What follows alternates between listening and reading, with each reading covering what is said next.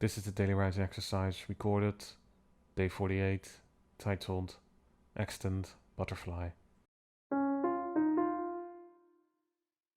Let it be known that the couple known as Willisborough are to be considered excommunicatus. All outstanding invitations shall be rescinded. All outstanding greetings and well wishes considered null and void. Any friendliness or good humour shall no longer be displayed, and their presence shall be considered to be non-existent. When met out in public, their presence shall be shunned, your eyes shall be averted, and the perversion shall be ignored. Mr. Green typed the letter up on his mechanical typewriter and made sure to make the words sound as miserable as possible. It was to be sent out to all family members immediately. No association with the Willisborough couple was to be permitted, as he, as the head of household, had decided. It was an easy decision to make. It took Mr. Green all about 10 seconds to come up with the idea and agree to it. It of course helped that he did not have to consult anyone on these matters. His word was law, and the law was that the Willisborough couple were in the wrong. It was only happenstance that he in return was right. It was an irrelevant fact, for the laws of decency and common sense were broken, and so he was in the right to do what he did. His family would understand, the community at large as well. Mr. Green expected a little blowback, but figured they would come to understand in their own time that he was doing the right thing.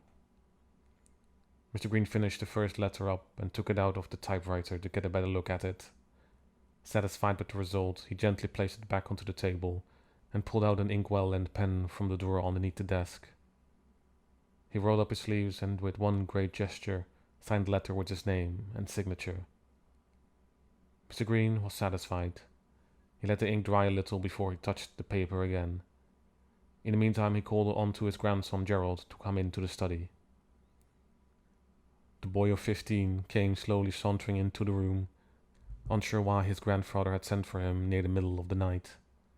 He stood half dazed and confused, his hair in a mess and his eyes practically shut as his brain fought against the oncoming waves of sleep. "I want you," Mr. Green said, tugging on Gerald's sleeve, "to deliver this letter to the family." He patted the boy on his side and shook him a little to force him to pay attention. Gerald jumped out of his sleep trance and tried to pay more attention. "What?" he said sleepily. He raised his hand and briefly stared at the letter stuffed into it. "Do you understand, my boy?" Mr. Green asked sternly. "This is a serious matter. I need you to be on your best behavior. Do you hear me now, boy?" Gerald nodded absent-mindedly. All right, Mr. Green muttered, reassured. "You're a good boy. Now, go on and deliver this message. Your father first. He'll know what to do with it." Mr. Green waved Gerald away. He then returned to his typewriter where he put in a new blank piece of paper.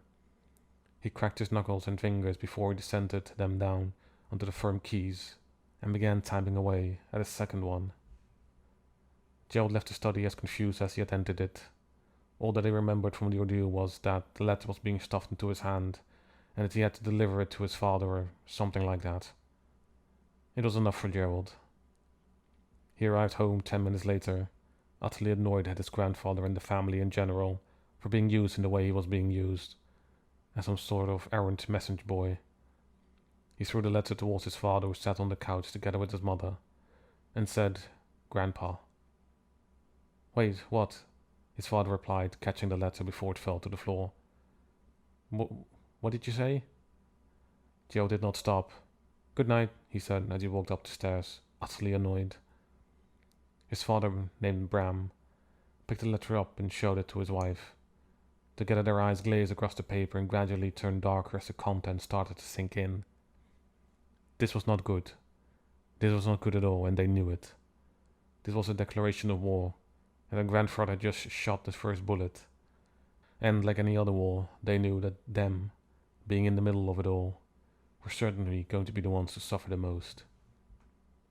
No more has been written or recorded. Thank you for listening.